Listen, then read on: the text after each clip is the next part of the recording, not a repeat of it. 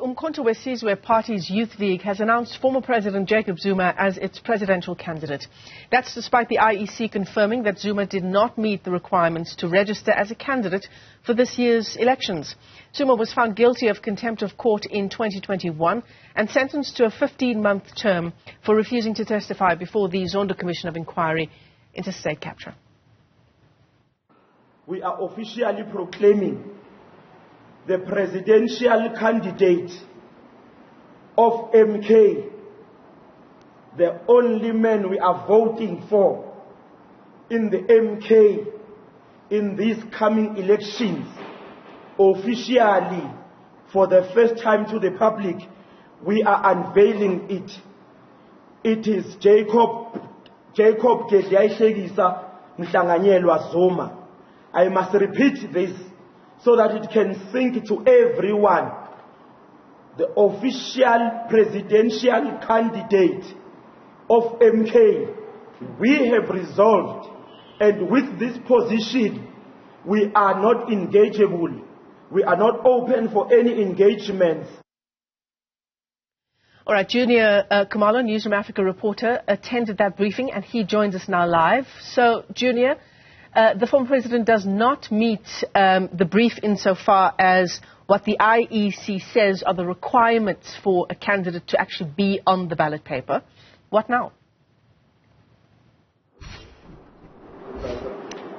Thank you so much, Michelle. I think what the Youth League president of Umkhonto weSizwe was trying to explain was that in terms of the Constitution, in terms of Section 47E of the Constitution, it does not bar the president from being on the ballot. He explained that that part of the Constitution says that an individual that has been charged and imprisoned for a term longer than 12 months and not having been given an option of a fine should not hold public office. So he was giving a distinction between that an individual should not hold public office, and so the IEC basically, according to him, does not have the right of barring him from being on the ballot paper. He says that the former president should be allowed to contest, but whether he is going to be holding public office should be left to the party itself, Umkhonto weSizwe. He said that the party, should it get then a two-thirds majority,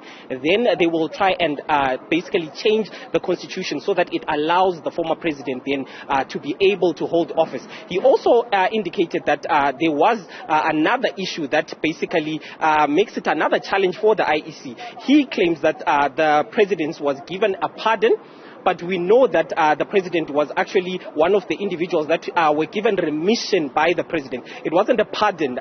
His crimes were not expunged by the president when he gave him that remission, but he says that should be left to the courts basically to determine whether he was given a pardon or remission and whether he should be allowed to be on the ballot.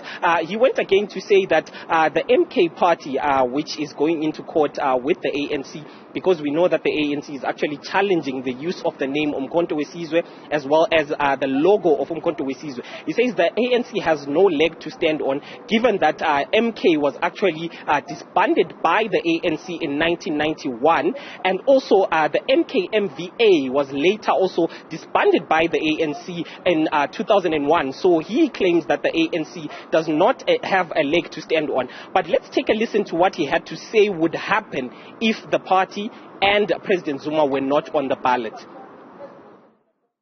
Let me tell you and proclaim this, comrades. If they remove the ballot of MK, they remove President Zuma as the president and our face of the campaign and try to take our right, which is enshrined in Chapter 2 of the Constitution. Currently, there won't be elections in South Africa. There won't be elections in South Africa. Let me repeat this so that when we are arrested, they can use it as evidence in court. Because they always use our videos. Comrades, you must believe in what I'm telling you. This leadership is leadership which is genuine. We mean what we say and we say what we mean. Those are the words of Bonginkosi Khanyile, the MK Party's youth league leader. He said he was not actually calling for anarchy, but he was just basically demanding democracy to take place, and that they did not trust the IEC to actually allow his party to be on the ballot paper, as well as the former president, despite the law actually allowing them to be on the ballot paper.